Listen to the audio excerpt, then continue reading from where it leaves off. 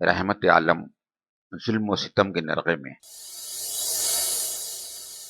کافروں نے بہت کوشش کی محمد صلی اللہ علیہ وسلم اللہ کا پیغام پہنچانا چھوڑ دیں، اسلام کی دعوت دینا بند کر دیں، لیکن ذرا بھی کامیابی نہ ہوئی۔ اسلام کا چراغ گل کرنے کی مسلسل کوشش اور پھر مسلسل ناکامی۔ دشمنوں کے لیے یہ ایک المناک سانحہ تھا۔ عقل حیران تھی، کیا کریں؟ آپ کے مقابلے میں کون سی چال چلے؟ لیکن افسوس، ابو طالب جا چکے تھے۔ ہاں، وہی ابو طالب جو آپ کا سہارا اور مددگار تھے، بلاؤں کے طوفان میں ایک محکم دیوار تھے، اور جو پورے قبیلے کا شیرازہ تھے، سارے خاندان کا گلدستہ تھے کہ انہی کی بدولت لوگ آپ کے ساتھ تھے، آپ کے گرد جمع تھے۔ اب میدان خالی تھا، راستہ ہموار تھا، دل کا بخار نکالنے کے لیے موقع سازگار تھا۔ اب نرمی اور رحم دلی کا کیا سوال؟ اب تو ظلم و ستم کے تیز جھونکے تھے۔ اب آپ کو ستانے میں ہر ایک شیر تھا، اس میں جو جتنا ہی زیادہ آگے تھا اس کو اتنا ہی زیادہ فخر تھا۔ انتہا یہ کہ ایک روز آپ کعبے کے پاس نماز پڑھ رہے تھے، ایک بدبخت کو شرارت سوجی، آپ پر بکری کی اوجھ لا کر ڈال دی۔ رحمت عالم صلی اللہ علیہ وسلم کی طرف سے اس بدتمیزی کا کیا جواب تھا؟ کیا اس ظالم کو برا بھلا کہا؟ کیا اسے کوئی بددعا دی؟ نہیں، بس اتنا فرمایا، عالمنا، پڑوسی کے ساتھ کیسا سلوک ہے یہ؟ ایک دفعہ آپ کہیں جا رہے تھے، کسی بدبخت نے سر مبارک پر خاک ڈال دی، آپ اسی حال میں گھر آئے، بیٹی فاطمہ نے یہ دیکھا تو دوڑ کر پانی لائیں اور سر کو دھونے لگی۔ وہ پانی گرا رہی تھی اور اس میں گرم گرم آنسو ملا رہی تھی۔ باپ کی مظلومی ان کا جگر چیر رہی تھی، قریش کی بدسلوکی دل کو تڑپا رہی تھی، اور آپ انہیں تسلی دے رہے تھے، بیٹی رو نہیں، خدا تمہارے باپ کی مدد کرے گا۔ اور ابو لہب، ابو طالب کی وفات ہوئی تو وہ کچھ دنوں خاموش رہا، پھر پہلے سے بھی زیادہ بے دردی سے ستانے لگا۔ اس نے اور اس کی بیوی نے تو اتنا تنگ کیا کہ خدا کی پناہ ناک میں دم کر دیا۔ اور ابو جہل، وہ تو دن رات گھات میں رہتا، کبھی اوباشوں کو پیچھے لگا دیتا اور وہ خوب ستاتے، کبھی ہنڈوں کو اشارہ کر دیتا اور وہ اپنی بدتمیزیوں کا مظاہرہ کرتے، کبھی کچھ کمینوں کو لے کر بیٹھ جاتا۔ جب آپ نماز پڑھنے آتے یا طواف کا ارادہ کرتے تو وہ بدبخت آپ کو مارنا چاہتے، آپ کے قتل کی اسکیم بناتے۔ حضرت ابوبکر انہیں روکتے، ان کی حرکتوں پر بیزاری اور نفرت کا اظہار کرتے، بہت ہی حسرت کے ساتھ کہتے، کیا کسی کو محض اس بات پر قتل کرو گے کہ وہ کہتا ہے کہ میرا رب اللہ ہے، حالانکہ وہ اللہ کے پاس سے واضح نشانیاں لے کر آیا ہے؟ نتیجہ ظاہر تھا، ابو بکر رضی اللہ تعالی عنہ بھی ان کی اذیتوں سے نہ بچ پاتے، سب چاروں طرف سے ٹوٹ پڑتے اور بے تحاشا مارتے کہ آئندہ ہونٹ ہلانے کی جرات نہ کریں اور وہ اپنی ناپاک حرکتیں آزادی سے جاری رکھ سکیں۔ مگر ابو بکر ماننے والے کب تھے؟ وہ جانتے بوجھتے اپنی جان خطرے میں ڈال دیتے، ان کو اپنی جان سے زیادہ آپ کی جان پیاری تھی، پھر ماننے کا سوال بھی کیا تھا؟ دوست کے لیے ہر چوٹ ان کے لیے آرام جان تھی، ان کی روح کے لیے راحت کا سامان تھی، اور آپ کا کیا حال تھا؟ بہت ہی حسرت کے ساتھ فرماتے، خدا کی قسم، جب تک ابو طالب زندہ رہے قریش مجھ پر ہاتھ نہ ڈال سکے۔ عائشہ اور سودا رسول پاک کے نکاح میں رسول خدا صلی اللہ علیہ وسلم اذیتوں کا نشانہ بنے ہوئے ہیں، زبانوں کے تیر آپ کے جگر میں پیوست ہو رہے ہیں، یہ سوچ کر مخلص ساتھیوں کا دم گھٹنے لگتا، کیونکہ اس طرح آپ دو دو تلخیوں سے دو چار تھے، چچا ابو طالب اور پیاری خدیجہ کا صدمہ، پھر قریش کی بدسلوکی کا ملال۔ لیکن اکثر مسلمان تو حبشہ میں تھے، مکے میں تو بہت تھوڑے لوگ تھے، بس گنتی کے چند، اور مقابلے میں دشمنوں کا ایک سمندر تھا، ٹھانٹیں مارتا سمندر۔ ایسے میں وہ بیچارے کر ہی کیا سکتے تھے؟ اس سیلاب مظالم کو روک ہی کیسے سکتے تھے؟ وہ تو بالکل بے بس تھے، ان کے لیے تو بس ایک ہی شکل تھی، صبر کریں اور اللہ پر بھروسہ کرتے ہوئے جہاں تک ہو سکے آپ کا بچاؤ کرتے رہیں۔ اور مسلمان عورتیں، وہ بھی آپ پر بلاؤں کی یہ یلغار دیکھ کر بہت رنجیدہ ہوتی اور کلیجہ مسوس کے رہ جاتی۔ ایک دن حضرت خولہ خدمت اقدس میں حاضر ہوئی، یہ حکیم کی بیٹی اور عثمان بن مظعون کی بیوی تھی۔ بولی کیوں نہیں آپ دوبارہ اپنا گھر بسا لیتے کہ کوئی آپ کے غموں کو بانٹ سکے، آپ کے دل کا بوجھ ہلکا کر سکے۔ کوئی خدیجہ جیسی نہ سہی لیکن کچھ تو غم غلط ہوگا، کچھ تو دل کو سکون ہوگا۔ پیارے نبی نے فرمایا حکیم کی بیٹی کس کی طرف اشارہ ہے؟ خولا نے کہا کماری بھی مل سکتی ہے اور بیوہ بھی۔ پیارے نبی نے پوچھا کماری کون؟ خولا نے کہا آپ پر سب سے زیادہ حق ابو بکر کی بیٹی کا ہے۔ پیارے نبی نے فرمایا اور بیوہ کون؟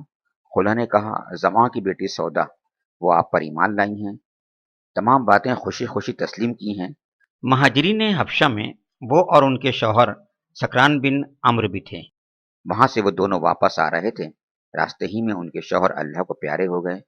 اس وقت وہ آپ کے گھر میں آ جائیں تو ان کی بڑی دلجوئی ہو جائے گی اور آپ کی طبیعت بھی بہلے گی۔ پیارے نبی نے فرمایا اللہ تمہیں خوش رکھے، تمہارا مشورہ بہت مناسب ہے۔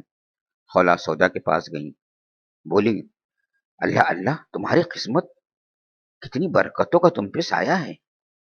سودا نے بے چینی سے پوچھا کیا کہہ رہی ہیں آپ بہن؟ میں کچھ سمجھی نہیں۔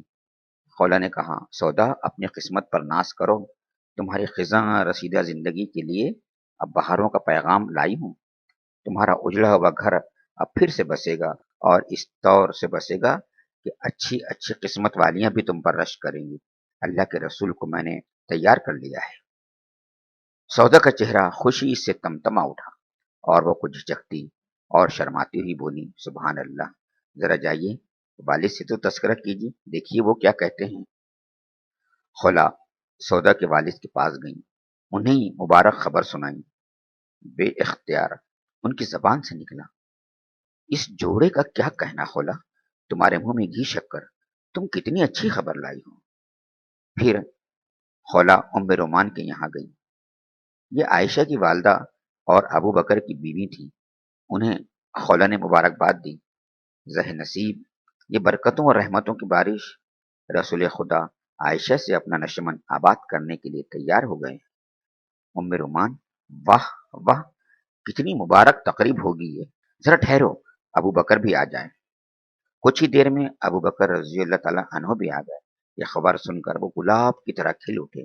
انہوں نے خوشی خوشی اس برکت کا خیر مقدم کیا، اپنے رب کا شکر ادا کیا اور خولا کو ڈھیروں دعائیں دی۔ اس طرح حضرت خولا رضی اللہ تعالیٰ عنہ نے آپ کی شادی سودا اور عائشہ سے کرا دی۔ شادی ہو جانے سے ساتھیوں کا تعلق آپ سے اور زیادہ استوار ہو گیا۔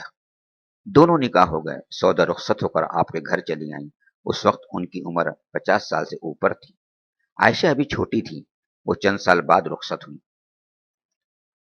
طائف کا سفر اور اہل طائف کا شرمناک سلوک۔ مشرکوں کی زیادتیاں پورے شباب پر تھیں، کیونکہ ابو طالب کی وفات ہوئی تو قریش نے عہد کیا تھا محمد کو اس وقت تک ستاتے رہیں گے جب تک وہ اپنی دعوت سے باز نہ آ جائے یا ہماری تلواریں ان کے خون سے سیراب نہ ہو جائیں۔ ساتھیوں کبھی ناک میں دم کیے رہیں گے جب تک وہ اسلام سے بیزار نہ ہو جائیں اور پھر آبائی دین کی طرف پلٹ نہ آئیں۔ نبوت کا 10واں سال تھا، شوال کا مہینہ۔ پیارے نبی صلی اللہ علیہ وسلم جب ان کی سختیوں سے تنگ آ گئے، صبر کا پیمانہ لبریز ہو گیا تو طائف کو روانہ ہوئے۔ طائف مکے سے تقریباً 60 میل کی دوری پر ہے۔ اس وقت آپ انتہائی بے چین تھے، اور پھر اس بے چینی میں تنہائی مت پوچھو دل پہ کیا بیتی ہوگی۔ وہاں آپ کیوں گئے تھے؟ صرف اس لیے کہ شاید وہاں والے حق کا ساتھ دیں اور آپ ہر طرف حق شمع روشن کر سکے۔ لیکن وہاں پہنچے تو معاملہ برعکس تھا۔ مدد کرنا تو درکنار، ان لوگوں نے اپنے یہاں ٹھہرانا بھی گوارا نہ کیا۔ نہایت ہٹ دھرمی سے نبوت کا انکار کر دیا، آپ کی دعوت کو جھٹلا دیا اور بڑی بے شرمی سے آپ کی طرف سے رخ پھیر لیا۔ ان کو بھی قریش کی طرح دین اسلام سے خطرہ تھا۔ طائف کی آب و ہوا بہت اچھی تھی، وہاں کی سرزمین بالکل باغ ارم تھی، انگور اور دوسرے پھلوں کی پیداوار بے انتہا تھی، اس لیے اشراف قریش گرمیاں وہیں گزارتے۔ عرب کا مشہور بت لات بھی وہیں تھا، کعبے کی طرح وہ بھی ہر عام و خاص کے لیے زیارت گاہ تھا۔ ان خصوصیات کی وجہ سے طائف بھی عرب کا بہت خاص اور متبرک شہر تھا۔ ان کو ڈر تھا اگر آپ کو امان دے دی تو سارا قریش دشمن ہو جائے گا، پھر طائف کی یہ حیثیت اور خصوصیت خاک میں مل جائیں گی۔ آپ چاہتے تھے اہل مکہ کو طائف کا ماجرا معلوم نہ ہو۔ اندیشہ تھا اگر وہ لوگ جان گئے تو اور زیادہ مذاق اڑائیں گے اور ظلم و ستم میں پہلے سے زیادہ بے باک ہو جائیں گے۔ وہاں سے رخصت ہونے لگے تو قبیلہ ثقیف کے ایک سردار سے فرمایا، تم لوگوں نے میری بات تو نہیں مانی، لیکن کم از کم میرے معاملے کو پوشیدہ رکھنا۔ لیکن وہ اس پر راضی نہ ہوئے۔ پھر یہی نہیں، طائف کے غنڈوں اور اوباشوں کو ابھار دیا۔ ان اوباشوں نے پائے مبارک پر اس طرح پتھر برسائے کہ آپ کی جوتیاں خون سے بھر گئیں۔ جب آپ زخموں سے نڈھال ہو جاتے، پتھر کھاتے کھاتے بے دم ہو جاتے تو بیٹھ جاتے۔ ظالموں کو اب بھی ترس نہ آتا، وہ ہاتھ پکڑ کر کھڑا کر دیتے۔ جب آپ چلنے لگتے تو پھر پتھر برساتے، ساتھ ہی گالیاں دیتے، تالیاں بجاتے۔ اف، دنیائے انسانیت کا کتنا عجیب اور المناک منظر تھا یہ۔ وہ ابر لطف جس کے سائے کو گلشن ترستے تھے، یہاں طائف میں اس کے جسم پر پتھر برستے تھے۔ اے محمد، پیغمبری میں آپ نے جو پریشانیاں اٹھائیں، دعوت کی راہ میں جو سختیاں جھیلی، ان کے بدلے میں اللہ آپ کا ہو گیا۔ رسول پاک کی پرسوز فریاد۔ آپ چلتے رہے یہاں تک کہ بستی کے کنارے پہنچ گئے۔ وہاں ایک بہت بڑا باغ تھا، اس میں انگور کی بہت بیلیں تھیں، جگہ جگہ خوشنما خوشے لٹک رہے تھے۔ آپ اسی باغ میں داخل ہو گئے۔ اس طرح کہیں جا کر آپ کی جان چھوٹی، نگاہیں بے اختیار آسمان کی طرف اٹھ گئیں۔ آپ مولا سے گڑگڑانے لگے، اپنی بے بسی کی فریاد کرنے لگے کہ اس کی رحمت کو جوش آئے اور آپ کو اپنے دامن میں لے لیں۔ زبان مبارک پر یہ الفاظ درج رہے تھے، اللهم إليك أشكو ضعف قوتي وقلة حيلتي وهو إني على الناس يا أرحم الراحمين، أنت رب المستضعفين وأنت ربي، إلى من تكلني؟ إلى بعيد يتجهمني أو إلى عدو ملكته أمري؟ إن لم يكن بك على غضب فلا أبالي، ولكن عافيتك أوسع لي، أعوذ بنور وجهك الذي أشرقت له الظلمات وصلح عليه أمر الدنيا والآخرة من أن تنزل بي غضبك أو تحل علي سخطك، لك العتبى حتى ترضى ولا حول ولا قوة إلا بك۔ خدایا، میں اپنی بے بسی، بے چارگی اور لوگوں میں بے وقتی کی فریاد تجھی سے کرتا ہوں۔ اے رحمت کے بادشاہ، تو کمزوروں کا رب ہے، تو ہی میرا بھی رب ہے۔ تو مجھے کس کے حوالے کر رہا ہے؟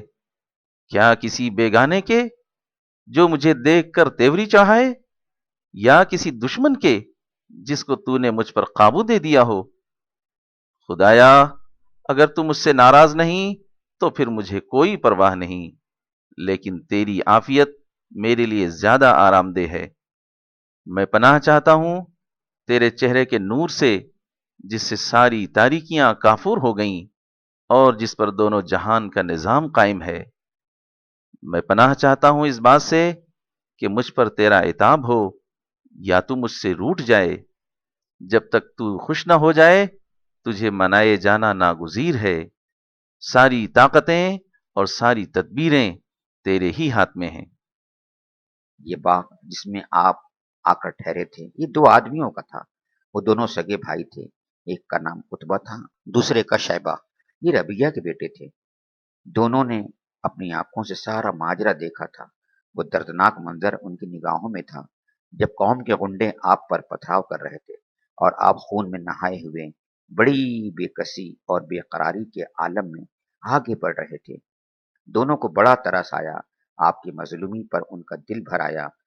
فوراً عیسائی غلام کو آواز دی، عداس، باغ سے انگور کا خوشہ توڑو اور ایک پلیٹ میں لے جا کر اس آدمی کو دو، کہو اسے کھا لے۔ عداس نے حکم کی تعمیل کی۔ وہ انگور لے کر آپ کے پاس آیا، سامنے رکھتے ہوئے بولا، اسے کھا لیجئے۔ آپ نے بسم اللہ الرحمن الرحیم کہتے ہوئے ہاتھ بڑھایا اور کھانے لگے۔ عداس ہکا بکا سا ہو گیا، حیران ہو کر بولا، خدا کی قسم، یہاں تو کبھی کسی زبان سے اس طرح کا فقرہ نہیں سنا۔ آپ نے پوچھا، تم کون ہو، کہاں کے رہنے والے ہو اور کس مذہب کے پیرے ہو؟ عداس نے کہا، میں نینوا کا رہنے والا ہوں، عیسائی مذہب کا پیرو ہوں، نام میرا عداس ہے۔ حضور نے فرمایا، یونس بن متی کے بستی کے ہو؟ وہ تو بہت اونچے انسان تھے۔ یہ سن کر عداس کی حیرانی اور بڑھی۔ آپ کیسے جان گئے یونس بن متی کیا تھے؟ اس نے بڑی بےتابی سے سوال کیا۔ حضور نے جواب دیا، یونس میرے بھائی تھے، وہ نبی تھے، میں بھی نبی ہوں۔ عداس سے رہا نہ گیا، فوراً جھک کر آپ کے ہاتھ پیر چومے اور سر مبارک کا بوسہ لیا۔ اتبا و شیبہ یہ سب دیکھ رہے تھے، سخت حیران تھے، ماجرا کیا ہے؟ عداس لوٹ کر گیا تو بولے، میاں عداس، اس آدمی کے ہاتھ پیر کیوں چوم رہے تھے؟ عداس بولا، میرے آقا، روئے زمین پر اس سے بہتر کوئی آدمی نہیں۔ اس نے ایک ایسی بات بتائی جس کو بس نبی ہی بتا سکتا ہے۔ اتبا و شیبہ نے کہا، میاں عداس، اس کی باتوں میں آ کر کہیں اپنا دین مت چھوڑ بیٹھنا، تمہارا دین اس کے دین سے بہتر ہے۔ پیارے نبی قبیلہ ثقیف کی بھلائی سے مایوس ہو گئے، ان سے مدد ملنے کی کوئی امید نہ رہی۔ اب آپ نے طائف کو خیر بات کہا اور صحرا میں تیز تیز قدم بڑھانے لگے۔ اب آپ کا رخ مکے کی طرف تھا، وہی مکہ جس کو قوم سے عاجز آ کر آپ نے الوداع کہا تھا، اور اس آرزو میں نکلے تھے کہ اس کے علاوہ کوئی اور پناہ گاہ مل جائے، کہیں اور سے مدد مل جائے کہ یہاں کی مظلومی اور بے کسی کا بدل بن سکے، لیکن آپ کی یہ آرزو بر نہ آئی۔